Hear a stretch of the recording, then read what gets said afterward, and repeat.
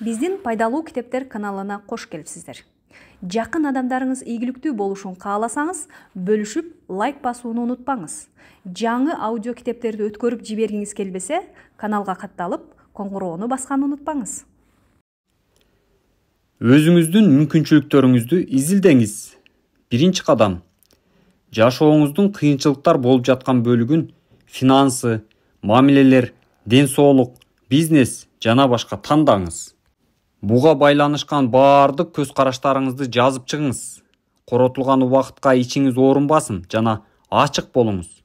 Ушундай болсо туура болуш керек, же ушундай сезилиши керек дегендерди жазбаңыз.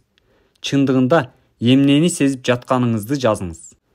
Бүткөндөн кийин көңүл коюп карап, чектеген көз караштарды табууга аракет кылыңыз.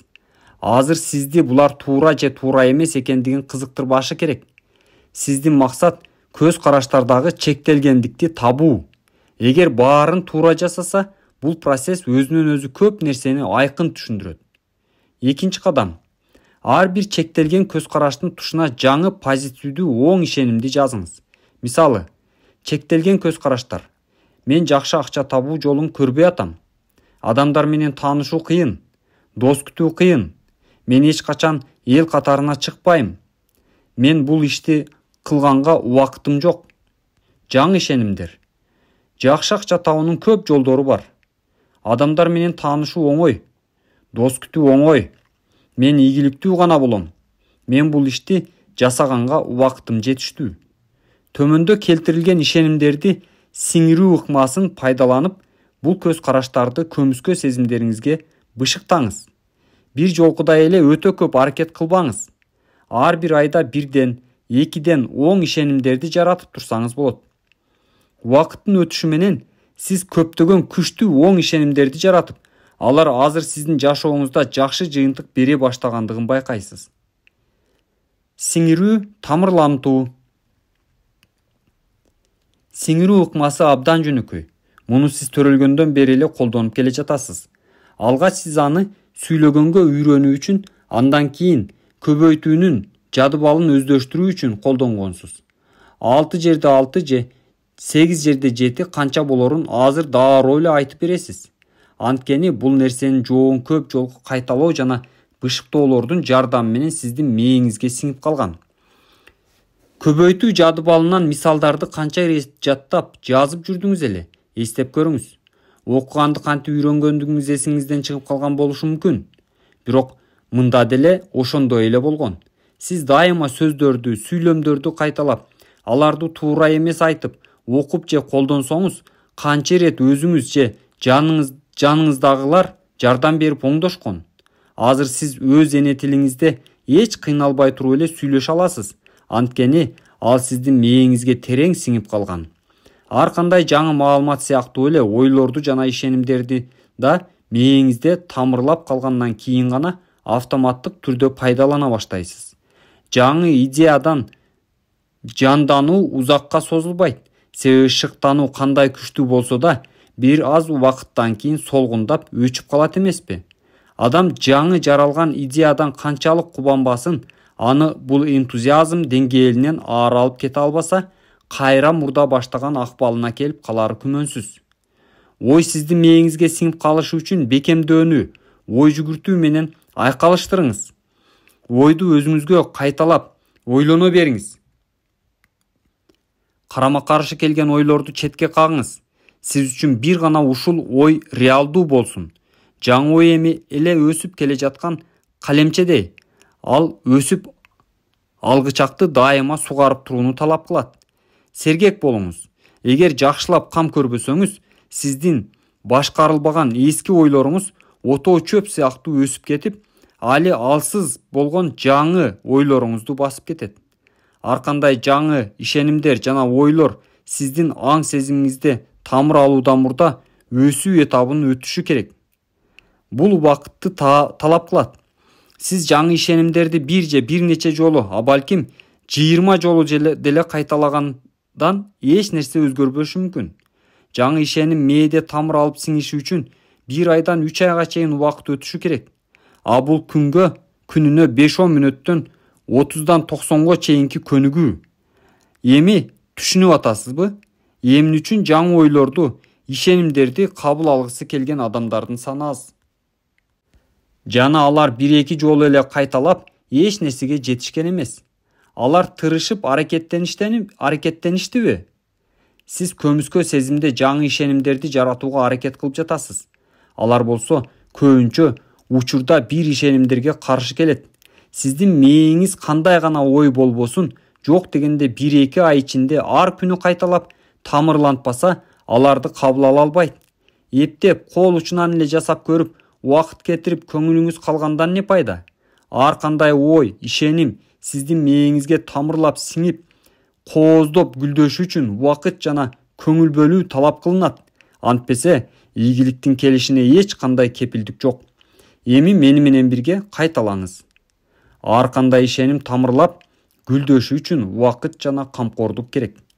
Ар кандай ишеним тамырлап гүлдөшү үчүн убакыт жана камкордук керек.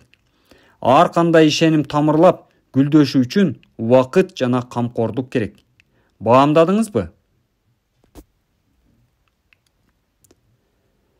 13 глава. Өзүңдү баалоо. Биз жашырган бирдеме бизде ишенимсиздикти жарата берет. Бул бирдеме биз өзүбүз экендигибизди моюнга алмайынча. Роберт Фрост. Өзүңдү татыктуу баалоо өтө маанилүү экендигине баары макул келишет. Бирок аз эле адам ага кантип келүүнү түшүнүшөт. Биздин өзүбүз баалообуз ушуга чейинки калыптанган баардык түшүнүктөрдөн түзүлөт. Акырында бул элестөө түшүнүк мээбизге ушунчалык сиңип калгандыктан өзүнөн өзү жашай берет. Аны өзүбүз жараткандыгыбыздын андыктан өзгөртүү жана кайра жасоодо колубуздан келерин унутуп да калабыз. Келиңиздер, өзүбүздү өзүбүз баалоо эмнеден турарын маани берип карап көрөлү. Бала чакта адамдын баалуулуктары алгач эле түптөлө баштаганда биз өзүбүз жөнүндөгү ойдун тегерегиндеги адамдардан сиңире баштайбыз. Эгерде бала кичинесинен ата энесинен дайыма сүйүүнү жана колдоону көрсө, чоңойгондо ал чынында да өзүнө жакшы мамиле кыла алат. Эгер ата эне баланы дайыма урушуп, кемсинтип тарбиялашса, мындай адамда өзүн баалоо бир топ төмөн болот. Чоңоюп бой жеткенде биз ата энебиздин үйүн таштап, чоң турмушка аттанабыз. Бул дүйнөдөгү сансыз көп жаңы таанып билүүлөр бизге чоң таасирин тийгизет. Тилекке каршы, эгерде сиз жашоодо сөзсүз түрдө боло турган көңүл калууларга өтө чоң маани бере берсеңиз, дал ушул көңүл калуучулук сиздин имиджиңиздин негизги бөлүгү болуп калышы толук мүмкүн. Өзүңүзгө олуттуу мамиле кылыңыз. Эгерде машинага кам көрбөсө, ал сөзсүз бузулат. Эгерде үйдөгү тазалыкка, тыкандыкка көңүл бурбаса, үй эскирип, урап түшөт. Дал ушул сыяктуу эле, эгерде күчтүү болуп, толук кандуу жашагыңыз келсе, өзүңүздү баалоого да көңүл буруш керек. Өзүңүздү бактаганды билбегендик өзүңүздү баалоону төмөндөтөт. Өзүңүзгө мамиле кылууга кам көрүүнү эреже катары кабыл алыңыз. Жашоодо мезгил менен болуп турган көңүл калуулар, жүрөк оорулар, жеңилүү, көйгөйлөр толтура. Эгер абайлабасаңыз, бул жүк сизди туңгуюкка сүйрөп кетиши мүмкүн. Өзүңүздү жакшы сезип жүрүү үчүн өзүңүздү баалоону дайыма бекемдеп турушуңуз керек. Бул нерсеге жетиш үчүн аң сезимди өзүңүз жөнүндө жакшы дем берүүчү, көңүл көтөрүүчү ойлорго күүлөсөңүз болот. Кээде бир аз шылуунданып, алишке аша элек кыялдарыңызды да кошуп койсоңуз ашыкчалык кылбайт. Эсиңизде болсун, көмүскө сезим сиздин мээңизде пайда болгон ойлордун чын төгүнүнө карабай баарын кабыл алат.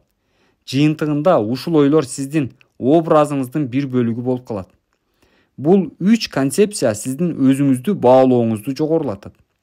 Биринчи, сиз уникалдуу адамсыз. Дүйнөдө бир да адам сиздей ойлонуп, сиз жасагандай жасай албайт. Көпчүлүк адамдар өздөрүн эч кандай деле артыкчылыктары жоктой сезишет. Бирок сиз мындай катачылык кылбайсыз да. Өзүңүздүн уникалдуулугуңузду далилдеген бышыктоолорду издебей эле коюңуз. Жөн гана ушинтип ойлонуп, ошого ылайыктуу кыймылдай бериңиз.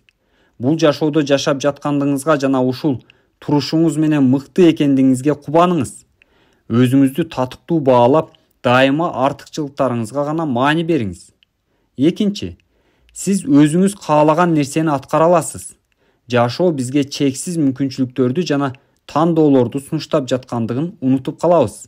Аракет кылсак кандай гана нерселерге жетише ала тургандыгыбызды көз жаздымда калтырабыз. Сиз өзүңүз каалаган өлкөгө бара аласыз. Чет тилин үйрөнө аласыз. Жеке ишиңизди баштай аласыз. Музыкалык аспаптарда ойногонду үйрөнө аласыз. Каалаган клубдун мүчөсү боло аласыз. Кол өнөрчүлүккө үйрөнө аласыз. Жаңы кесипке үйрөнө аласыз. Карьераңызды өзгөртө аласыз. Илимий изилдөө ишиңизди баштай аласыз. Бардык нерсе жөнүндө ойлоно аласыз. Ылайыктуу маанайыңыз барда дагы эмнени жасай албайсыз? Мыкты компьютердегидей эле сиздин мээңизде да бардык варианттарды карап көрө тургандай болуп, керектүү программалар жазылып бүткөн. Мен муну биздин голографиялык мүмкүнчүлүктөр деп айтам. Буудайдын уругунан буудай гана өнүп чыгат. Роза гана боло алат. Мындай жашоо алардын тагдыры. Ал эми сиз чексиз күчкө ээсиз. Сиз кандай гана урукту тандабаңыз, ал сизде өнүп чыга алат. Өзүңүздүн үстүңүздөн чексиз бийлигиңиз бар. Үчүнчүдөн, сиз ар бир күнү чексиз бийликке жана мүмкүнчүлүктөргө ээ болуп ойгоносуз. Кеп кандай ойлонууну тандап алуу жөндөмдүүлүгүңүздө турат. Кандай жана эмне жөнүндө ойлонууну сизге эч ким айта албайт. Сиз гана бул бийликти кандай кылууну чечесиз. Сиз жашооңуздун каалаган бөлүгүн түзүп, куруп же турукташтырып ала аласыз. Сиз өзүңүз жөнүндө кандай ойлонсоңуз, дал ошондой эле болосуз. Коркок ойлор коркок адамды жаратат. Ишенимдүү ойлор ишенимдүү адамды жаратат. Алсыз ойлор эрксиз адамды жаратат. Күчтүү ойлор чечкиндүүнү, максаттуу ойлор максатка умтулганды. Ишке ашпас ойлор шалаакы адамды. Өзүн аябоо менен адам дайым өзүн аяй бергендикке алып келет. Жигердүү ойлор күжүрмөн адамды. Мээримдүүлүк, жароокерлик сүйгөн адамды жаратат. Ийгиликтүү ойлор ийгиликтүү адамды жаратат. Сиз өзүңүзгө болгон өзүңүздүн мамилеңизди жаратууда жана сактоодо жоопкерчиликтүүсүз. Өзүңүзгө ыраазы болуңуз. Оюңузда өзүңүздүн жакшы сапаттарыңызды элестетип, өнүктүрүп жана бекемдей бериңиз. Өзүңүздү сүйүңүз. Өзүн сүйүү мен баарынан кыйынмын деген текебердикке айланып кетпесе, өтө чоң мааниге ээ. Мен кандай болсом, ошондой боюнча жакшымын деген принципти тутунуңуз. Башка бирөөгө окшошуунун зарылдыгы жок экендигин түшүнүңүз. Парадокс мында турат. Сиз өзүңүздү турган турушуңуз боюнча кабыл алуу менен жеңил эле өзгөрүп, өзүңүз каалагандай боло аласыз. Албетте узак убакытка созулган ишенбөөчүлүктөн, антипатиядан кийин дароо эле өзүңүздү сүйүп кетүү оңой эмес.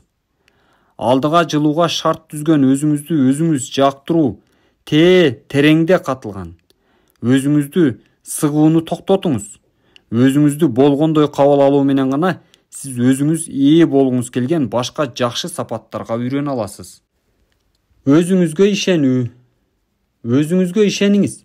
Сизде дайым күчкө толо экендигиңиз, баары колуңуздан келе тургандыгы жана сөзсүз ийгиликке жете алышыңыз туурасында бекем ишенич жана ынангандык гана болсун. Эгер бала чагыңызда жолуңуз болбосо, баарын унутуңуз. Сиз учурда жашап жатасыз. Ал эми келечекте алыс эмес. Мейли, мурда ийгиликке жетишпедиңиз. Эмне болуптур? Сиз көңүл бура турган бир гана нерсе бул азыр кандай ойлонуп жатасыз жана мындан ары кандай кыласыз? Өзүңүзгө жана өз күчүңүзгө ишенүү менен сиз өз жашоонун ар кандай жагдайларынан жеңил чыгып кете аласыз. Өзүңүз өзгөргөндө сизди курчаган бардык нерсе канчалык өзгөргөндүгүн көрөсүз. Ошентип, баары сиздин колуңузда. 14-глава. Чыгармачылык, шыктуулук. Искусствонун бардык түрлөрүндө чебердик окуучунун эмгегинен артыкча эмес. Эң улуу искусство бул биздин жашообуз. М.К. Ричарды. Чыгармачылык шыктуулук жөнүндө сөз болгондо, адатта акылыбызга жазуучулар, сүрөтчүлөр, акындар, музыканттар, өздөрүн искусство чөйрөсүндө көрсөткөн инсандар келет. Бирок чыгармачылык шыктуулук муну менен чектелбейт. Иштин ийгиликтүү алып кетүү, балдарды тарбиялоого жаңычыл мамиле кылуу, шайыр, кызыктуу жашоо да искусство сыяктуу эле чыгармачылыкты кээде андан да артыкча фантазиялардын чаргышын талап кылат. Элестетүү жана шыктануу, мамиле түзүү, үй-бүлө, бизнес, жумуш же коомчулукка тиешелүү болгон бардык тармакта өтө зарыл. Ийгиликке жеткен адамдар өздөрүнүн чыгармачылык жөндөмдүүлүгүнө негизделген ишенимдүүлүк менен жашашат. Алар дайыма жаңы бир нерсени ойлоп таап, аны ишке ашырышат. Ушунусу менен тегерегиндегилерге чакырык ташташат. А сизде чыгармачылык шыктануу барбы? Бул суроонун жообу сиздин жашооңуздун көп аспектилерин аныктап коет. Сиздин өзүңүздү кандай көргөндүгүңүз, инстинкттериңизге ишенесизби? Маселелерди кандай чечкендигиңиз, идеяларга болгон мамилеңиз жана аны ишке ашырууңуз, булардын баары сиздин ушул суроого жана берген жообуңуздан көз каранды. Түшүндүрүп берүүгө уруксат этиңиз. Бир нече жыл мурда бир ири компания жүргүзгөн изилдөөлөрү жөнүндө отчет жасап калдым. Бул изилдөөлөр компаниянын менеджерлеринде чыгармачылык жөндөмдүүлүктүн жок экендигине байланыштуу болчу. Бул маселени чечүү үчүн психологдордун тобу чакырылган. Алардын максаты чыгармачыл жана чыгармачыл эмес адамдардын айырмачылыгын табуу болчу. Компаниянын жетекчилиги психологдор алган жыйынтыктар чыгармачыл ою боюнча өнүкпөгөн адамдарга демилге бере турган усулдарды иштеп чыгууга жардам берет деп үмүттөнүшкөн. Чыгармачыл ишчилер башкалардан кандай өзгөчөлүгү бар экендигин табуу аракетинде көптөгөн изилдөөлөрдү жүргүзүшкөн. Кандайдыр сыйкырдуу кошулма барбы? Эгер болсо бул эмне? Психологдор жумушчуларга билим алуусунан, квалификациясынан, тарбиясынан, хоббисинен баштап, жактырган тамагы жана түсү, ышкысы жана жактырбаган нерсесине чейин жүздөгөн суроолорду беришкен.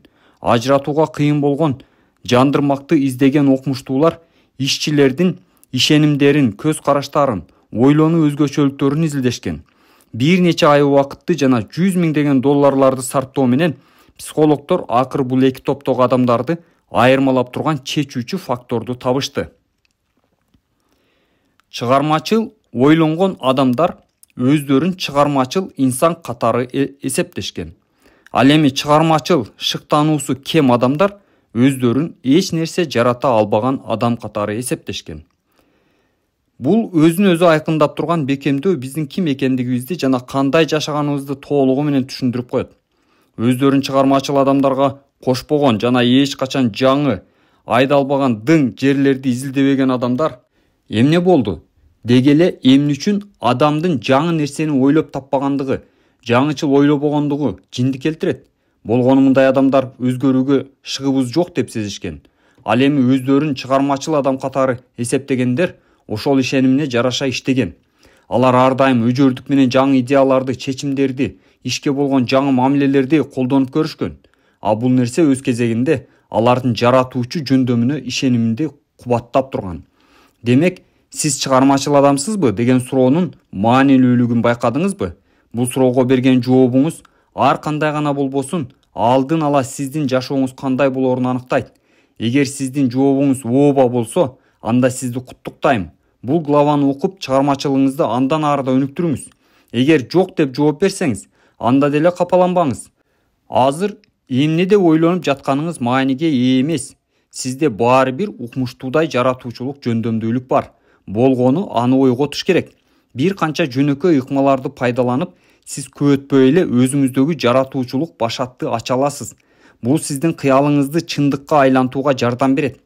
Көтпөй сиз чыгармачыл жөндөмгө ээ болуп эле калбастан, жашоодогу бул өтө маанилүү ыкманын баалуулугун да түшүнөсүз. Биз баарыбыз табият берген чыгармачыл күчкө ээбиз. Бул адамдын ажырагыс бөлүгү. Кантели, көпчүлүгүбүздү бала чактан эле ар нерседен кысып тыйып атып, чыгармачылык басмырланып калган. Бактыга жараша, аны чыгармачылыкты кайра жандандыруу жөнөкөй эле. Жашоонун жакшыртуунун 6 чыгармачылык стратегиясы. Биринчи, изилдөөчү болуңуз. Жаңы ойго келбеген чечимдерди издөөгө жол ачат.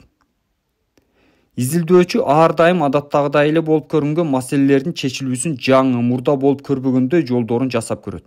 Ал бейтааныш дүйнөлөр, варианттар, иштеп чыгарылган буюмдар, кызмат көрсөтүүлөр, ыкмалар жана идеялар жаңачылышты күтүп жаткандыгына ишенет. Изилдөөчүлөр басылып бүткөн жолдон качышат. Искусстводогу, бизнестеги, билим берүүдөгү жана илимдеги маанилүү ийгиликтер изилденбеген тармактарда пайда болгон. Жол баштоочулар белгисиз болуп кала берүүдөн коркушпайт. Алар ийгилик жана бакыт бирөөнүн туурагандыкта эмес, өзүңнүн жеке жолуңду түзүүдө экендигин түшүнүшөт. Мындай адамдар дайыма кылдат, дайыма алдыда. Экинчи, суроолорду бериңиз. Баардык нерсе жөнүндө сурай бериңиз.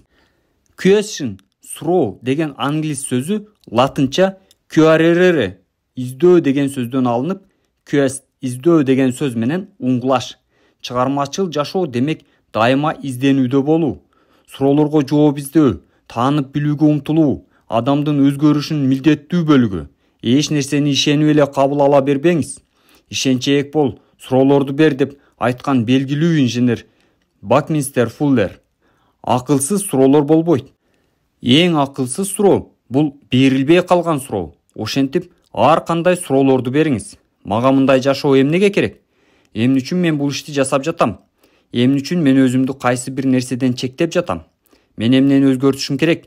Эмне үчүн эртең менен азыркыдай тамактанам? Эмне үчүн эртең менен машыгуу жасабайм? Үй бүлө менен бош убакытты кантип өткөрөм? Кайсы таланттарыма көңүл бурбай койдум? Кайсы адаттарды үйрөнүп, өнүктүрүп же түп тамырынан өзгөртсөм, менин жашоом өзгөрөт. Кызык, эгер ушул адамга ишти сунуштасам, кандай болор экен? Эгер телевизор көрбөй койсом эмне болот? Эгер үйүбүздү сатып Мексикага көчүп кетсек эмне болот? Мен дал ушундай жасаган досум бар.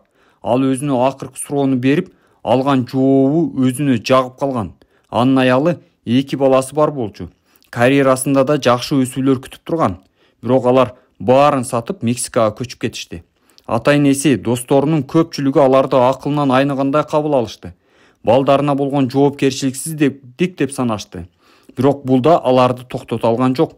Алар Мексикадан сулуулукту, искусствону баалаган коомчулугу менен таанымал көз жоосун алган кыштакты таап, ошол жакта жашоо үчүн көчүп кетишкен. Ал роман жазды. Ал эми аялы керамика менен алектенди. Балдарды да жаңы жашоого көнүп кетишти. Алар бул кыштакта дээрлик 4 жыл жашап, кайра көчүп келишти. Анын романы өтө окумдуу болуп кетпесе да, ал өзүнүн шыгына жараша басмаканада иштеп калды. Бул иште ал өзүн мурдагы ишине караганда көбүрөөк бактылуу сезип калды. Бул менин жашоомдогу эң тайманбаган жана эң сонун көчүү болду, дейт ал жылмайып. Сурооңуз жана жообуңуз канчалык болбой турган, ачууну келтире турган угулса да, өзүңүздөн кыйкым издебеңиз. Бул сизде күтүлбөгөн көрөгөчтүктү ачууга шарт түзөт. Эгер сиз чынчыл, ак көңүл болуп, өзүңүзгө кылдаттык менен жашооңуздун бардык бөлүгүнө тиешелүү болгон суроолорду берип турсаңыз, балким кээ бир суроолор жашооңуздун сиздин көңүл бурууңузду талап кылган жактарын божомолдорду таап чыгат. Ал эми кээ бирлери мурда көңүл бурулбай келген муктаждыктарды жана каалоолорду ачышы мүмкүн. Биз баарыбыз өнөкөттөрүбүздүн кулубуз. Качандыр бир убакта жардам берген, бирок азыркы учурда кадыреселикке моюн сундуруп, өстүрбөй токтотуп аткан тартипке баш ийүүгө оңой моюн сунуп кетебиз. Биздин келечегибиз өзүбүздүн баалуулуктарыбызга, максатыбызга, жашообузга байланышкан суроолорду канчалык көп бергендигибизден түздөн-түз көз каранды. Мындай суроолор чыгармачыл жашоодо чечүүчү мааниге ээ. Эгер биз жаңы мейкиндиктерди ачкыбыз келсе, өзүбүзгө көрөгөч суроолорду берип, анын жообун кылдаттык менен тыңшасаңыз, алар сиздин жашооңузда өзгөрүүгө эсепсиз мүмкүнчүлүктөрдү ачат. Үчүнчү, топ идеяларды баардык жагынан ойлонуп көрүңүз. Жакшы ой жаратуунун эң жакшы жолу бул көп ойлорду жаратуу деген химия боюнча Нобель сыйлыгынын ээси Лайнус Паулинг. Эгер сизде бир эле ой, маселени чечүүнүн бир эле жолу болсо, анда сизде иш аракеттин да бир эле багыты болот. А бул ийкемдүүлүк жана көнүп кетүүлүк талап кылган дүйнөдө бир топ эле тобокелге салгандык болуп калат. Бир жооп, бир чечим деген тартипте тиешелүү болгон мамиле кылуу биздин аң сезимибизге бекем тамырлап калган. Көпчүлүк учурда жооп же чечим издөөдө биринчи эле оюбузга келгенди тандап алабыз. Акылыңызды машыктырыңыз, бир нече чечимдерди чыгарыңыз. Өз элестөөңүзгө жана чыгармачыл демилгеңизге эркиндик бериңиз. Өзүңүзгө ооба, бул иштейт, бирок мындан да жакшы жооп болуп калышы мүмкүн деп айтыңыз. Жооптордун экинчи, үчүнчү, төртүнчү варианттарын издөө чыгармачылык активдүүлүккө түрткү берет. Көбүнчө бир аз адаттан тыш болгон экинчи же үчүнчү чечим сиздин оюңузга ылайык келет. Гай Боучард Монреалда жарнамалык агенттикти башкарат. Ал өзүнүн кардарларына жаңычылдык мамиле кылууга өтө көп убакыт бөлөт. Анын айтышында ийгиликке жетүүгө шарт түзгөн эрежелер бар. Мен дайыма бир компаниянын жок эле дегенде 3 концепциясын ойлоп табууга өзүмдү мажбурлайм. Андан кийин алардын ичинен эң мыктысын тандап алам. Чынында бул эрежелерди бузуп жиберүү азгыргы болот. Кээде биринчи ой эң сонун сезилет. Бирок мен биринчи ойду колдонушума ишенсем дагы, ойлонуу шляпасын кийип алып, кайра идеяларды издей берем. Кээде биринчи пайда болгон ойду пайдаланганым менен көбүнчө экинчи же үчүнчүсүнө токтолом. Ар бир жолу өзүңүздүн бир эле вариантка токтолуп калганыңызды байкап калсаңыз, бул чыгармачыл мамиле эмес экендигин эсиңизге салыңыз. Жашоодо версиялар жана альтернативалар эсепсиз көп. Аң сезимди ачып, кошумча мүмкүнчүлүктөрдү жана чечимдерди табууну үйрөнүңүз. Төртүнчү, эрежени буз, өнөкөттөрдү ташта. Чыгармачыл мамиле көбүнчө эски адаттарды, калыптанган көз караштарды таштап, жаңыларын жаратуу дегенди түшүндүрөт. Ар бир нерсе калыптанып калгандай болгондугуна өзгөчө нарк деле жок. Биздин демилгесиз кылып жаткан, жадатып бүткөн адаттарды, шаблондорду жок кылып, эрежелерди бузуу кээде өнүгүүгө болгон эң жөндүү жол болуп эсептелинет. Скотти Боумен хоккей чөйрөсүндө жаңычыл машыктыруучу катары жакшы белгилүү. Ал өз оюнчуларынан канткенде мыкты жыйынтыкка жетсе болорун жакшы билет. Анын компаниясы Detroit Red Wings сезондо тынымсыз жеңиштерге жетишип, НХЛдын эски рекордун артка таштаганы үчүн Боумен 1996 жылдын жыл машыктыруучусу болгон. Мындан сырткары, анын машыктыруучу катары алган сыйлыктары кимди болсо да алдына салбайт. Ал эми 1997 жылы анын жеңиштери миңдеген көрсөткүчтү ашып кеткен. Эгерде команда жакшы ойной албай жатса, ал мурда бирге ойноп көрбөгөн оюнчуларды бирге коюп ойнотуп чочутат. Бул бири-бирин айттырбай түшүнгөн, кыймылдардын алдын ала билген, оюнчуларды ордунан жылдырбай катар коюш керек деген шаблондук эрежеге каршы келет. Скотти жыйынтыкка жетүү үчүн ар түрдүү адаттан тыш айкалышууну колдонуудан коркпойт.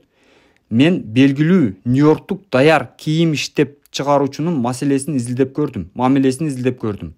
Мен сазга батып калганымды сезгенде уктоо убактымды алмаштырам, деди ал мага. Эрте менен 7-де туруп, кеч 11-де жатуунун ордуна мен 4-те туруп, кеч 9-да уктайм. Ушул эле өзгөрүү жаңы идеялардын жаралышына жана иш жөндөмдүүлүктүн көбөйүшүнө жардам бергендей сезилет. Кийинчерээк мен ушул сыяктуу нерсени жасап көрдүм. 3 ай аралыгында күн тартибинди суткасына 2 жолу уктай ала тургандай кылып түзүп алдым. Мен эрте менен 4-те туруп, күн жарымына чейин иштеп, түшкү 2-ден кеч 6-га чейин уктаймын. Андан кийин түн жарымына чейин иштеп, кайра эле уйкуга кетем. Бул менин эмгек өндүрүмдүүлүгүмдү алда канча жогорулатып, ага кошумча өзүмдү мыкты сезген таңкы мезгилден экөө пайда болду. Көп түш көрүп, көбүрөөк нерсени да эстеп калып аттым. Эгер сиз издеген ийгилигиңизге жетпей жатсаңыз, балким кээ бир эрежелерди өзгөртүүгө туура келет. Сиз кандай өнөкөттөрдү жана калыптанып калган көз караштарды буза аласыз? Жашооңуздун кайсы тармагында сизге чоң бурулуш керек? Демилгени өз колуңузга алууга убакыт келип жетти. Баарын аралаштырып алуудан коркпоңуз. Дилгирленүү бир аз басаңдагандан кийин жасаган нерсеңиздин пайдасын көрөсүз. 5. Кыялдануунун иштешине жол бериңиз. Биздин кыялдануу реалдуу дүйнөнүн чегине батпайт. Ал чексиз. Сиз эмнени ойлобоңуз, ошого жетишсеңиз болот. Биздин чыгармачыл элестөөбүз ар кандай варианттарды жана сценарийлерди изилдеп чыгууга жардам берет. Табиаттын бул белегин пайдаланып, биз жашообузду өзгөртүп да оңдоп да алсак болот. жаңычыл идеяларды иштеп чыгууда элестетүүнү пайдалануунун 2 мисалы. Муну башка адамдар кандай жасамак деп элестетип көрүңүз. Сиз адамдарга кандай сапаттарды баалайсыз? Чыгармачыл жетишкендиктери, өжөрдүгү жана алысты көрө билгендиги үчүн кимдерди урматтайсыз? Кимди туурагыңыз келсе, анын ролун өзүңүзгө салып көрүңүз. Бул тирүү же көзү өтүп кеткен адам болушу мүмкүн. Сиз аны таанышыңыз же тааныбашыңыз да мүмкүн.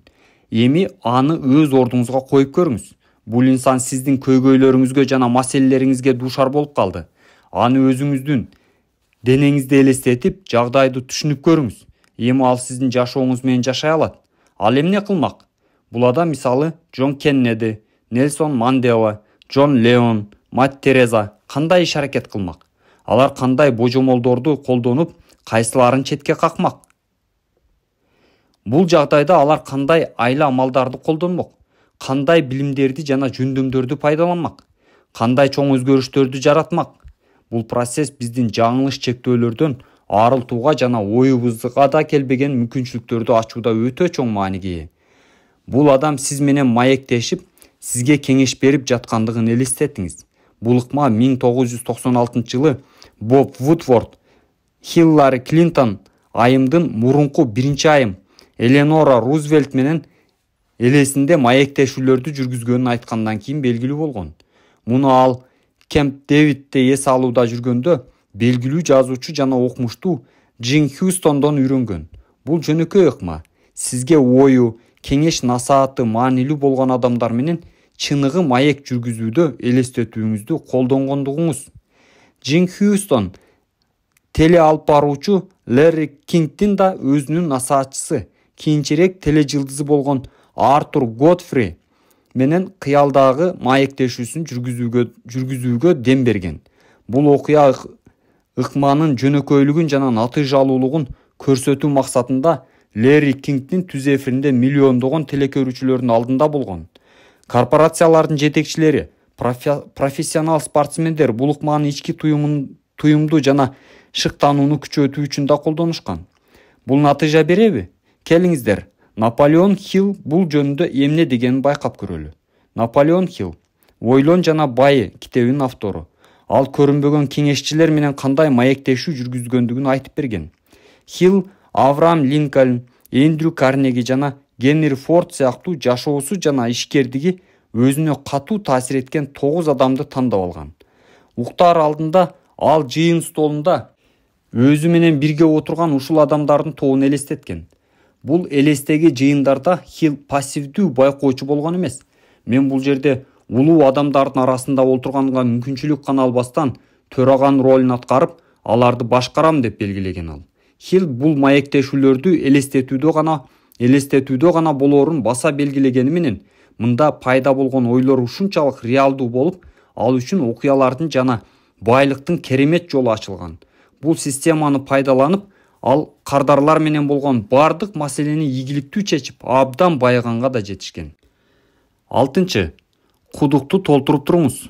Бул деген сиз өзүңүзгө кам көрүп, өзүңүздүн күчүңүзгө ишенип, өзүңүз байкап ресурстарды толтуруп турушуңуз керек дегенди түшүндүрөт. 21-кылымдын адамы иш менен дем алууну теңдештире алышы керек. Буддисттерде эгер жааны дайыма тартылуу кармаса, ал бир күнү сынат деп айтылган акылман сөз бар. Четке кагуу бул ден соолук үчүн коркунучтуу. Өзүңүздүн чыгармачылык шыктанууңузду таануу менен ичиңиздеги музга дем берүүнү үйрөнөсүз. Шайырдык жана ар түрдүүлүк эң сонун түрткү дем берүүчүлөр. Дүйнөдө ийгиликке жеткен адамдардын көпчүлүгү чоң ачылыштарды ойлонууга жана кайра баалоого убакыт бергенден кийин жасагандыктарын моюнга алышат. Муну түшүнүү кыйын деле эмес, себеби эч нерсе жасабаган акыбалда болуу сизди көмүскө сезимди, чыгармачыл акылды болгон күчү менен алдыга түртүүгө мажбур кылат. Дээрлик дайыма эң сонун идеялар эч нерсе кылбаган учурларда келет. Кудукту толтуруу демек стандарттуу эмес, шайыр ойлонуу, башкага окшобогон, оригиналдуу дем берген бир нерсе жасаңыз.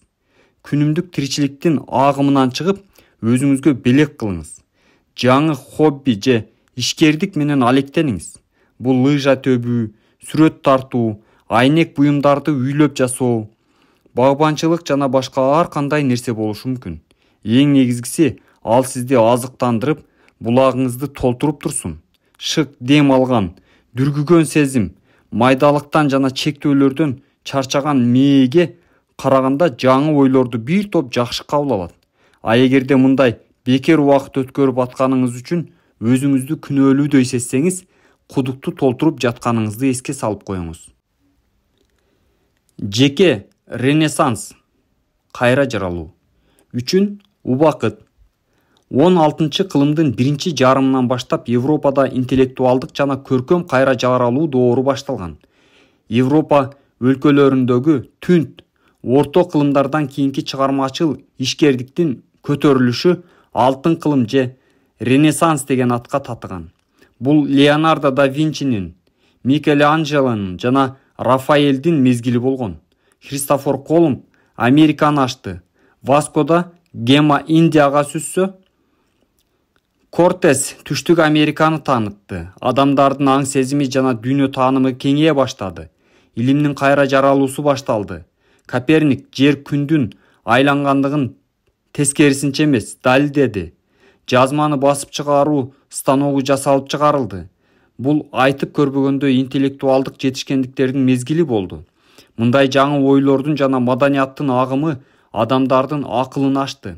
21-кылымда жашап жатып, сиз өзүңүздүн жеке резонансыңызды баштоого мүмкүнчүлүгүңүз бар. Буга чейин адамзаттын тарыхында эч качан инсан мынчалык ар түрдүү идеялардын, өзгөрүүлөрдүн жана варианттардын көптүгүнө кабылган эмес. Эски жолдор сиздин жашоо образыңыздын багытын таптакыр өзгөрткөн жаңылыктардын жолун ачат. Көпчүлүк учурда мындай келечек үмүтсүздөндүрүп, токтотуп коет, бирок мындай болбошу керек. Биздин көмүскө сезим жаңы реалдуулукту жакшы өздөштүрүп, бизге жаңы ачылып аткан мүмкүнчүлүктөр жөнүндө кабарлайт. Чыгармачыл шыктануу бул ийгиликтүү жашоо үчүн зарыл жөндөм. Бактыга жараша бул жөндөмдүүлүктү ал бизде туулганда эле бар болгондуктан өнүктүрүүгө болот. Ойлонгон чыгармачыл дух жөнөкөй эле ички туюмга караганда алда канча чоң мааниге ээ. Бул күн сайын үзгүлтүксүз пайда болуп турган күнүмдүк көйгөйлөрдү көнгөн өнөкөт шаблондордон, адаттардан алыс болуп, өзүбүздөгү бар дем күчтү пайдаланып жаңычылдык менен чечүү жөндөмдүүлүгү, адаттан тыш ойлонууга баруу, жеке кайра жаралуу сизди күтүп жатат. Ички чыгармачылыктын духун ачып, пайдаланыңыз. Ал сиздин жашооңузду шайыр, куунак окуяларга айландырат. Биздин Пайдалуу китептер каналына кош келипсиздер. Жакын адамдарыңыз ийгиликтүү болушун кааласаңыз, бөлүшүп, лайк басууну унутпаңыз. Жаңы аудио китептерди өткөрүп жибергиңиз келбесе, каналга катталып, коңгуроону басканды унутпаңыз. 15 глава. Эч кандай көйгөй жок. Жалаң гана мүмкүнчүлүктөр. Жол болуу эмне? Жол болбоо деген эмне экендигин ким айтып берет? Будда макалы. Көпчүлүгүбүз маселелердин баары чечилип, жашообуз эч кандай көйгөйсүз, кынтыксыз жана толук боло турган күндү кыялданабыз. Бирок көйгөйлөр биздин жашообуздун маанилүү бөлүгү болуп кала берет. Андыктан биз алардан качпастан, алар эмнени түшүндүрөөрүн байкашыбыз керек. Эч нерсе капыстан эле болбойт. Биз ааламдын бир бөлүгүбүз. Аалам бизге белгилерди жана сигналдарды көбүнчө көйгөйлөр түрүндө жөнөтүп турат. Дал ушул көйгөй жашообуздун ушул тармагында болуп жаткандыгы кокустук эмес. Дал келүү да эмес. Биздин жашоодогу кыйынчылыктар окуш керек болгон көрсөтмөлөр. Өзүңүздөн сураңыз. Бул көйгөй мен жөнүндө эмнени айткысы келип атат? Менин ойлорум жөнүндө эмнелерди кабарлайт? Үмүттөрүм жөнүндөчү? Иш аракетим жөнүндөчү? Жашоо образым жөнүндөчү? Бул көйгөй мага эмнени айткысы келип атат? Анык себебин таба аласызбы? Маани берип жакшылап карап көрүңүз. Эгерде сиз кыйынчылыктарга кабылганыңызда өзүңүздү аяп, шылкыя берсеңиз, анда сизге арналып берилген белгини өткөрүп жибересиз. Алхимик болуңуз. Орто кылымдарда алхимик өзүнүн жашоосун жөнөкөй металлдын алтынга айлануусунун сырын табуу аракетине жумшаган. Бул издөөгө өтө көп убакыт жана абдан көп каражаттар жумшалган. Бирок эч кандай жыйынтык чыккан эмес. Орто кылымдын алхимиясы жеңилүүгө дуушар болду. Анткени анын жактоочулары туура эмес багытта баратышкан эле. Чыныгы алхимик бул ар бир күнүн алтынга айландыруунун сырын үйрөнгөн. Ар кандай жагдайдан кандай чыгып кетүүнү издеген адам. Көйгөйлөрдү жана кыйынчылыктарды көрөгөчтүктү өнүктүрө турган трамплин катары пайдаланса болот. Жана чыныгы алхимик эч кандай көйгөй жок, ылайыктуу мүмкүнчүлүктөр гана бар экендигин түшүнөт. Көйгөй деген түшүнүк жок, мүмкүнчүлүктөр гана бар. Адам өз күчүнө ишенип, ар бир жагдайда болгон мүмкүнчүлүктөрдү издей баштаары менен алган билимдери тим эле таң калтыра баштайт. Маргарет Келли менин ойдун кыймылдаткыч күчтөрү деген семинарыма катышкандан кийин күндөрдүн биринде үйрөнгөн принциптерин ишинде пайдаланып көрөт. Ал ири жеке дарылоочу мекеменин жетекчиси болуп, 2 жардамчысы менен биргеликте 1000ден ашуун оорулуунун күнүмдүк иштерин башкарчу. Ал бир эле жардамчысы жок болгондо кыйналып кетчү. Ал эми бир жолу экөө тең ооруп калганда кандай көйгөйгө дуушар болгондугун элестетип эле койсоңуз болот. Бир алдың чаак челекей дүрбөлөңгө түштү да, кийин көйгөй деген түшүнүк жок, мүмкүнчүлүктөр гана бар экендигин эсине келди. Маргарет кызыга түштү.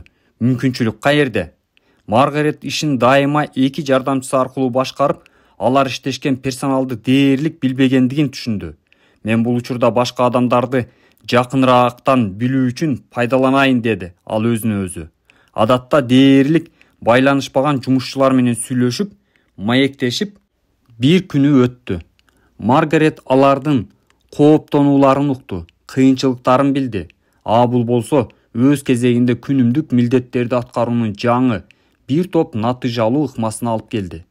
Маргарет Келли кийинчерээк мага бул күн сонун мүмкүнчүлүккө айланды. Мен абдан көп жумуш жасадым деп айтты. Эгерде Маргарет көйгөйүн эле айтып наалый бергенде, мындай кыйын жагдайды артыкчылыкка айландыраарына күмөнүм бар. Анда кабыл алуунун алмашуусу жүрдү. Өтө чоң кыйынчылыктар пайда болду деген кабыл алуу, көйгөй деген түшүнүк жок, мүмкүнчүлүктөр гана бар дегенге алмашты. Бул иш аракеттин жаңы жолдорун жасап көргөнгө шарт түзүп, жыйынтыгында абдан сонун ийгиликтер жаралды. Нэнси Спенсер, мен аны менен алгач таанышканымда абдан кыйын абалда болчу. Анын күйөөсү 3 кичинекей балдары менен таштап кеткен. Эч кандай акчасы жок, иштейин десе кесиби жок. Айтор, жакынкы аралыкта жакшы күндөрдөн кабар жок эле. Көйгөй жок, ыңгайлуу учурлар гана бар экендигин эсине салмайынча, Нэнси тоолгон токой көйгөйлөрдүн торуна камалып, андан чыга албачудай сезилип жүрдү. Бирок ал мүмкүнчүлүк каерде? Бул изденүү бир жумадан көп убакытка созулду. Нэнси акыры өз мүмкүнчүлүгүн тапты. Өзүнө көптөгөн суроолорду берип жатып, ал дайыма бирөөлөрдөн, алгач ата-энесинен, андан кийин күйөөсүнөн көз каранды жашоодо жашап жүргөндүгүн түшүндү. Ал өзүн өтө төмөн баалагандыктан, дайыма башка бирөөлөрдүн ага эмне кылыш керек экендигин айтып туруусуна жол берчү. Сыртынан үмүтсүз көрүнгөн жагдайда айласы түгөнгөн Нэнси өзүнө сөз берди. Бул китепте жазылган концепцияларды Нэнсиге үйрөтүү мен үчүн жагымдуу болду. Ал айтылган нерсени берили угуп, өзүн баалоосунун, ишенимдеринин жана максаттарынын үстүнөн үзгүлтүксүз жана өжөрлүк менен иштеп жатты. Ал менин көз алдымда өзгөрүп жатты. Мен аны кантип жөнөкөй кара жумушчудан гүлдөрдү дүң сатуу ишканасынын ээсине чейин көтөрүлгөндүгүнө күбө болдум. Бүгүнкү күндө ал бактылуу, ийгиликтүү, өзүнө ишенимдүү аял, ак көңүл, жүрөгү таза адамга турмушка чыккан. Алардын жашоосу эң сонун.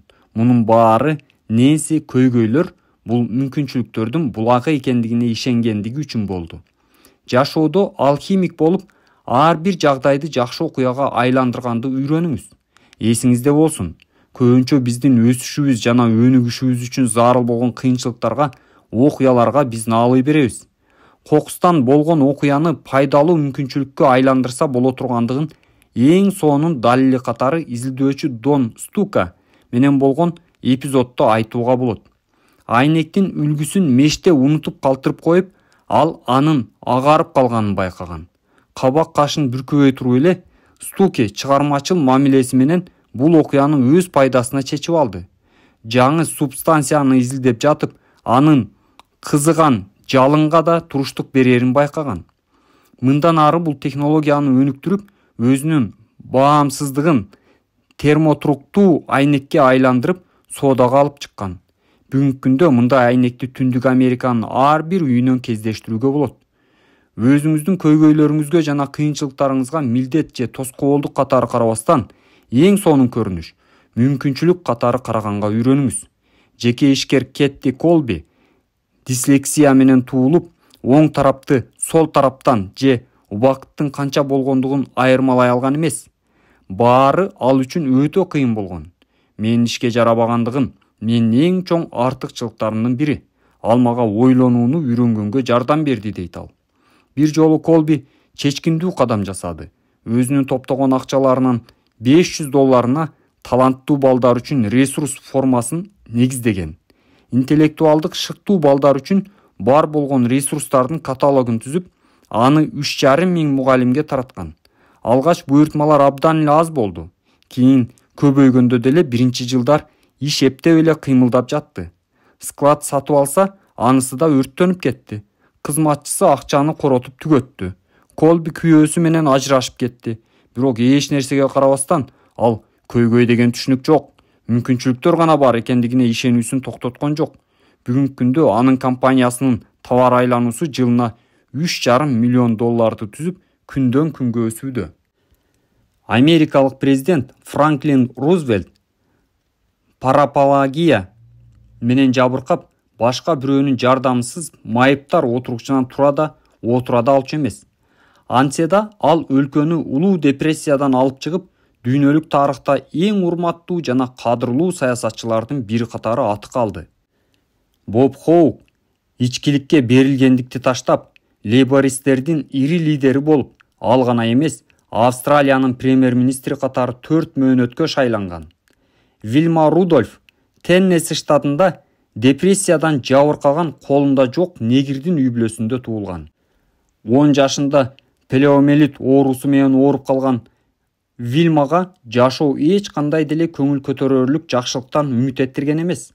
Бирок ал баардык кыйынчылыктарды жеңип, 1960 жылы Римдеги Олимпиадалык оюндарда жеңил атлетика боюнча 3 алтын медалды утуп алган. 30 жашында потенциалдуу олимпиадалык чемпиондун жашоосунда эң оор окуя болду. Гейл Девере 1992 жылы Барселонадагы Олимпиада оюндарына даярданып жаткан. Капысынан эле анын бүт денесин жаракаттап кетти. Бул эмне экендигин эч ким аныктай албачудай сезилди. Акыры бул Грейв дарты экендигин такташты. Бул ооруда бутту кесип таштоо коркунучу бар эле. Белгиленген операцияга 2 гана күн калганда Гейл айыга баштады. Бул кырсыктан кийин ал Барселонада 100 метр аралыкты жеңип чыгып, андан кийин 1996 жылы Атлантада өз өлкөсүндө 85 000 топтун кол чабуулары менен бул эрдигин кайталады. Мен кайсы бир нерсени өзгөрткүм келбейт эле, дейт Гейл тагдырдын бул катаал сыноосун эстегенде. Ушул жагымсыз окуя мен үчүн пайда болду. Ал мени азыркыдай күчтүү жана мыкты кылды.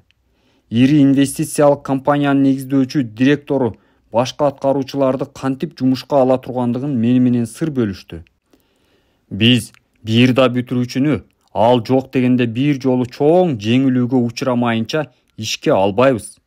Мындай кыйынчылыктын жыйынтыгында адамдар бир топ жоопкерчиликтүү жана чечкиндүү болуп калат деп эсептейбиз. Жыгылуу инсандын өсүшүнө шарт түзөт.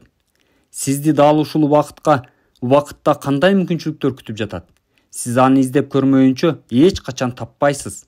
Мүмкүнчүлүктөр байрагын желбиретип сизди күтүп турган учур чанда эле болот. Көбүнчө алар көйгөйлөрдүн, кыйынчылыктардын кийимин кийип алат. Эгер сиз көйгөйлөрүңүздү жаңы көз карашты пайдаланып изилдеп караштырып көрсөңүз, сиздин жагымдуу, күтүүсүз нерселер күтүп турат. Сиздин бүт күрөшүүлөрүңүз жана сана аркоолоруңуз бул шанстар жана мүмкүнчүлүктөр. Арнольд Шварценеггер айткандай, мен күрөшкө абдан ишенем. 16 глава. Өзүңдү дарыла. Акыл эс Ең мыкты дарыгер Гиппократ. Адамдын саламаттыгынын калыптанышында ой жүгүртүүсүнүн мааниси барбы? Оорулуунун аң сезиминде болуп жаткан нерсе көбүнчө ал жакшы болуп кетүүнү каалайбы, ошонун ачкычы болуп саналат, дейт доктор Карл Симонсон. Доктор Симонсон Калифорния штатынын Pacific Palisадесинде жайгашкан ракты даарылоо борборунун директору, дүйнөгө таанымал дарыгер. Ал элестетүү ыкмасын пайдаланып, ооруларды даарылоодо жеткен жыйынтыктарын энтузиазм менен айтып берет. Биздин божомолубузда физикалык курчоо менен аң сезимдин канчалык тыгыз байланышы бар экендиги адамдар эми гана түшүнүп башташты. Өөрчүп жаткан ооруну тескерисине айландырса болорун билдик. Рак сыяктуу шишиктерди пайда кылып жаткан негативдүү маалымат келген эле жолдорду ден соолукту толугу менен даарылаган позитивдүү ойлордун келиши үчүн пайдаланса боло тургандыгын аныктадык. Баардык ооруларга жана адамдар өзүн өзү даарылай ала тургандыгына көз караш түп тамырынан өзгөргөндүгүн айтууга болот. Доктор Стимсон жана анын бирге иштешкендери куру эле сөздөр же философиялык ойлор менен эле чектелбейт. Бул маселе боюнча анын клиникалык жетишкендиктери адаттагы эле ракка каршы даар издөөгө караганда бир топ көбүрөөк мааниге ээ. Ал дүйнө жүзүн кыдырып, башка даарыгерлерди да өзүнүн ыкмасын колдонууга үйрөтөт. Акыркы 20 жыл ичинде акыл эстин күчү жөнүндөгү семинарларымда 100 миңден ашуун адамдарды окуттум жана таң каларлык натыйжаларды көрдүм. Менин угуучуларым мультимиллионер да болушту. Ири спорттук мелдештердин жеңүүчүлөрү да болушту. Бул эң сонун жетишкендиктер. Бирок баарынан да мени канааттандырганы бул мен сунуштаган ыкманы пайдаланып, ооруларынан айыккан жүздөгөн адамдардын тажрыйбасын байкоо. Сиздерге Мартин Брофманды тааныштырып коюуга уруксат этиңиздер. Ал баянын өзү айтып берет. 34 жашымда мен ооруканага жатып калдым. Даарыгерлердин айтуусунда менде жүлүн мээнин шишиги пайда болгон. Бул шишик коркунучтуу болгондуктан мен үмүтсүз кырдаалга түшүп калдым.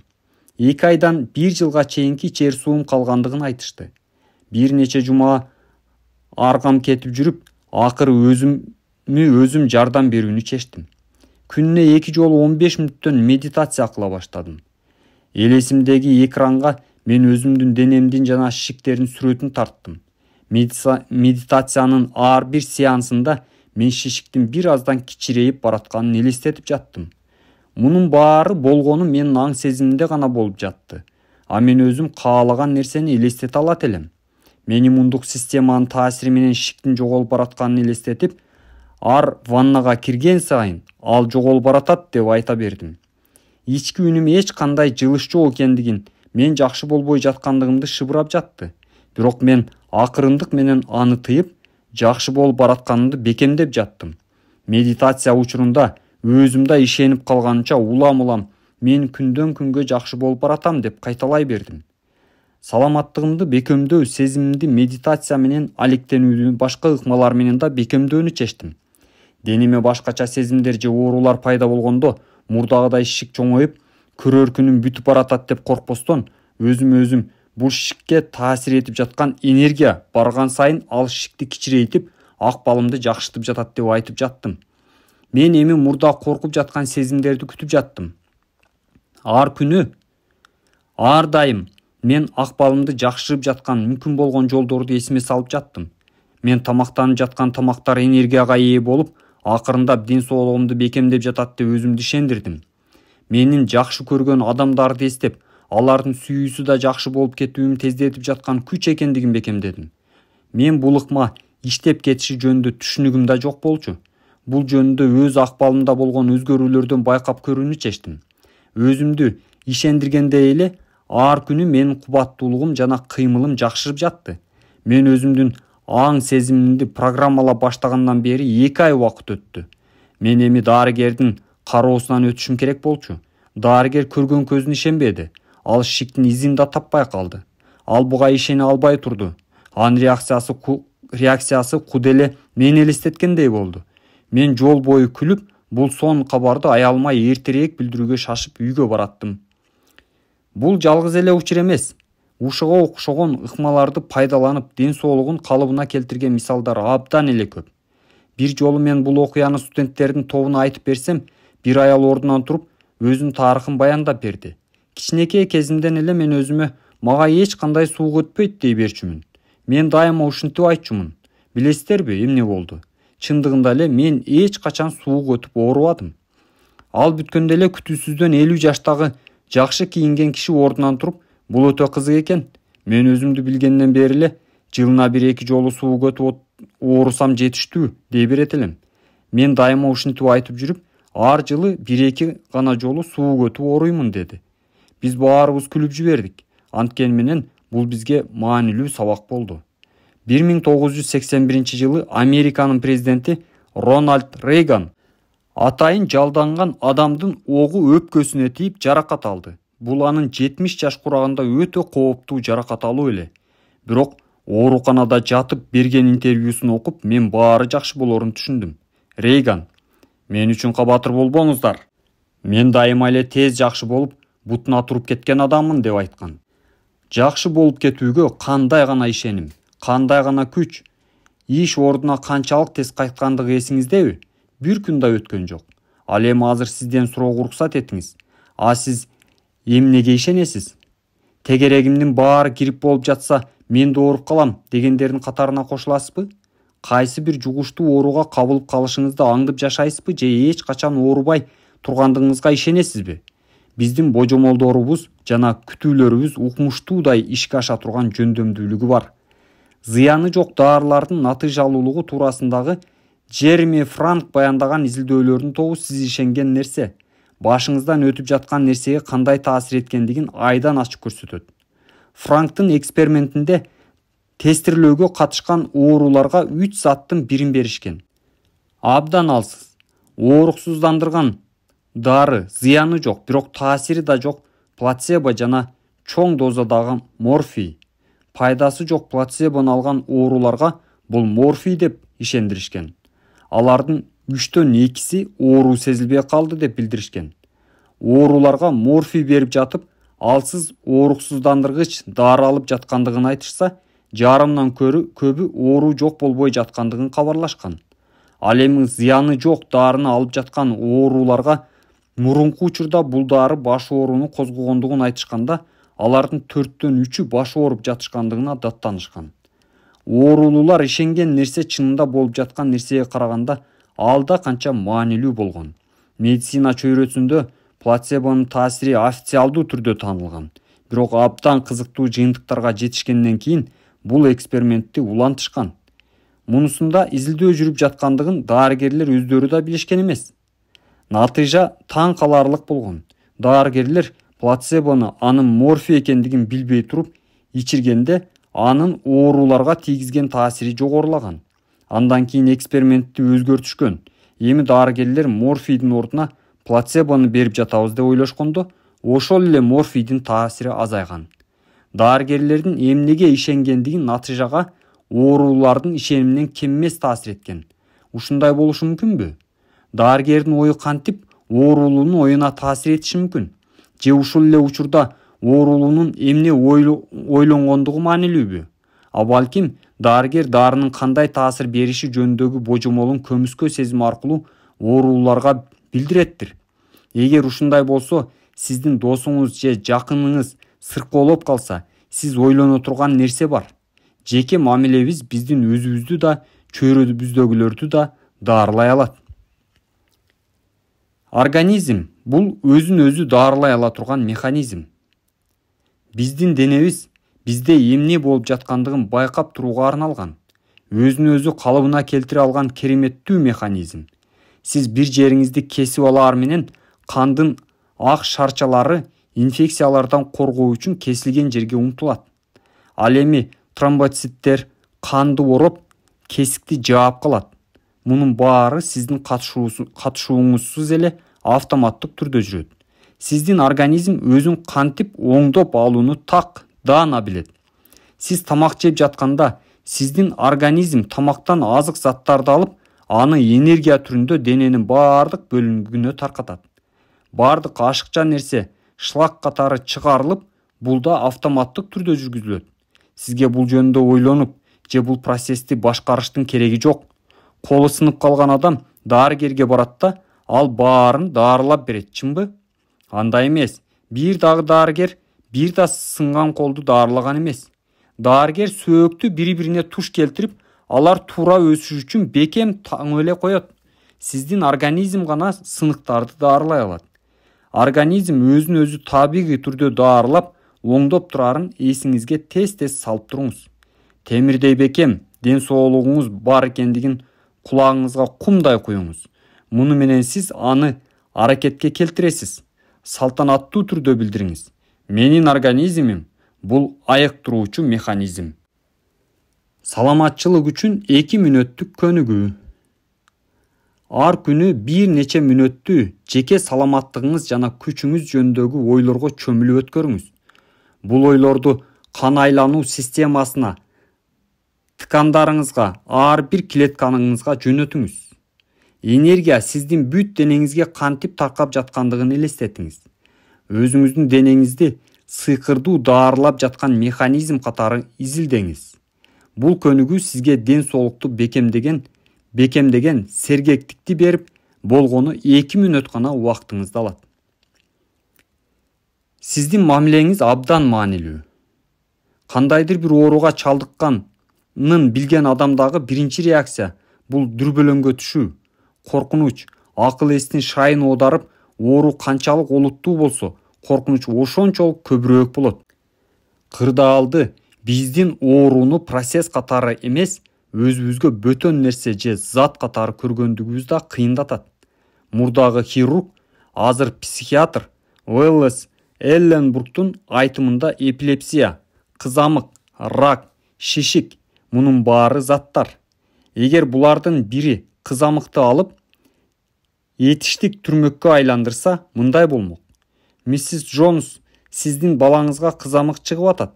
Же миссис Байкер, сизде бир аз керек эмес клетка өсүп атат, шишиктин ордуна.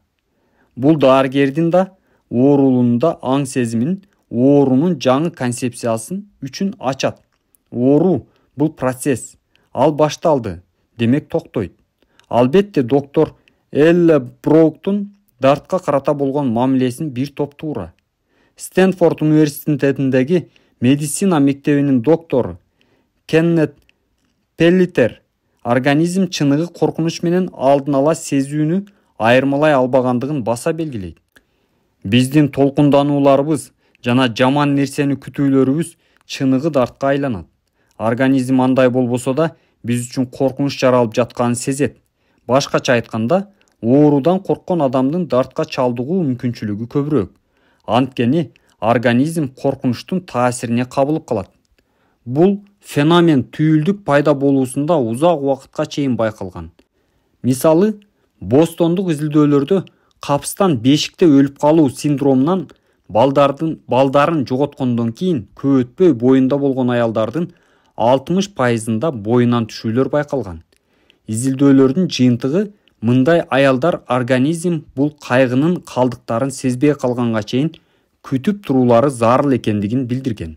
Көптөгөн жылдар бою балалуу боло албай жүрүп, бардык жасаган аракеттери жыйынтыксыз болуп, акыры бала багып алууну чечкен үй бүлөлөр жөнүндө канча ирет уктуңуз эле? Ушундан бир ай өтүп өтпөй, боюнда бүткөн учурлар канча? Бала жок деген кыйнаган сезим жоголгондуктан ушундай болгон. Күлкү жана кубаныч дарылай алат. Көңүлү чөккөн, маанайы пас адамдар бактылуу бейкапар адамдарга караганда дартка көп чалдыкканы сыр эмес. Психикалык чыңалган абалдар, сараңдык, кыжаалат болуу, кабатырлануу жана коркуу иммундук системанын иштөөсүнө тоскоолдук кыла тургандыгын изилдөөлөр көрсөткөн. Муну менен күрөшүү үчүн бир нече алдыңкы ооруканалар юмор бөлмөлөрүн уюштурушкан. Анда оорулардын маанайын көтөргөн шайыр китептер, жазуулар, видео, мультфильмдер жана кинокартиналар болгон. Азыркы учурда, акыркы учурдагы юмор жана ден соолук тармагындагы медициналык изилдөөлөр күлгөн адамдын мээсинде энкефалин жана эндорфин деп аталган 2 маанилүү гормон бөлүнүп чыга тургандыгын далилдешкен. Бул гормондор ооруну, чыңалууну жана кыжаалатчылыкты жок кылат. профессионал адабиятта да, элдик оозеки чыгармачылыкта да күлкүнүн жана юмордун жардамы менен дартынан айыгып, жок эле дегенде жеңилденип алган адамдар жөнүндө көп эле мисалдар бар, дейт терапевт дарыгер Ширли Роутлиф. Бүгүнкү күндө салттуу медицинанын жактоочулары да бул ачылыштарды практикасында колдонушат. Ар бир адам өзүнчө өзгөчө.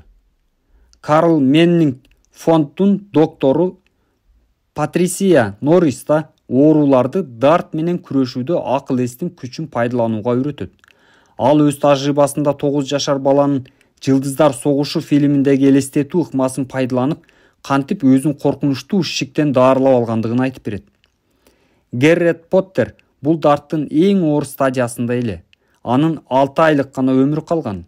Аны абдан коркунучтуу жаман злокачественный шишиги бар эле. Нур менен даарылоо эч кандай деле жыйынтык бербеди.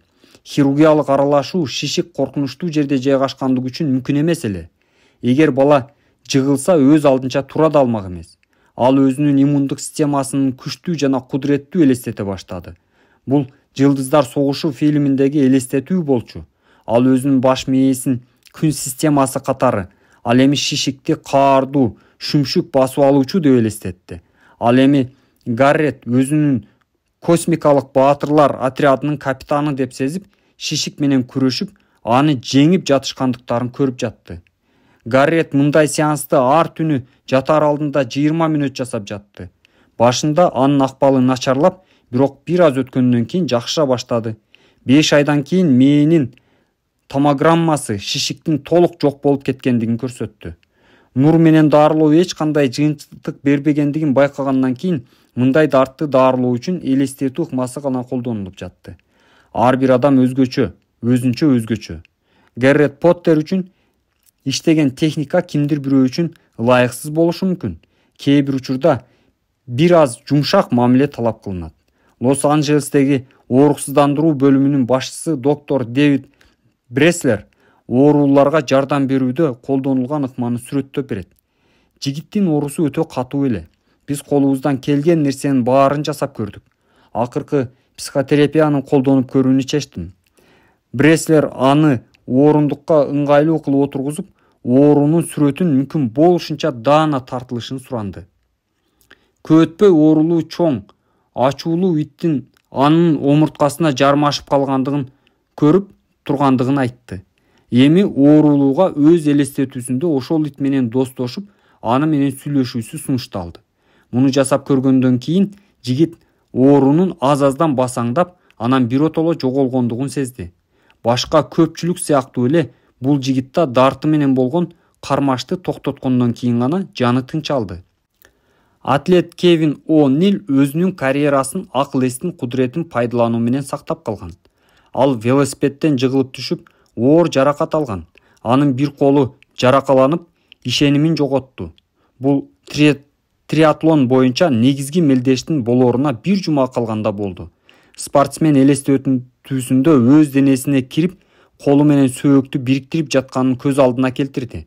Мындай элестөөнүн жыйынтыгында сөөктөр божомолдонгонго караганда 2 эсе тез өсүп, Кевин мелдешке катыша алды. Мындай баяндарды айта берсе түгөнбөйт. Талкуулоонун Ванкувердик доктор Пол Реннин сөзү менен жыйынтыктасак, акыл эс дагы толугу менен изилдей турган, али колдонула элек ресурс. Дал ушул нерсе тереңдеп, майдалап изилдөөнүн предмети болушу керек. Ал эми Нобель сыйлыгынын ээси Джошуа Ледерберг изилдөөнүн бул тармагын заманбап медицинадагы эң маанилүү кадам деп атаган. Биздин саламаттыгыбыз биздин колубузда, аны сактоодо жана даарылоодо биз маанилүү ролду ойношубуз зарыл. Ооруп калсаңыз, дартка эшикти ачып бербеңиз. Өзүңүздү даарылоо үчүн жоопкерчиликти бөлүшүшүңүз керек. Жыйынтыгында доктор Альберт Швейцар дайыма айтып жүргөндөй, чыныгы дарыгер биздин ичибизде.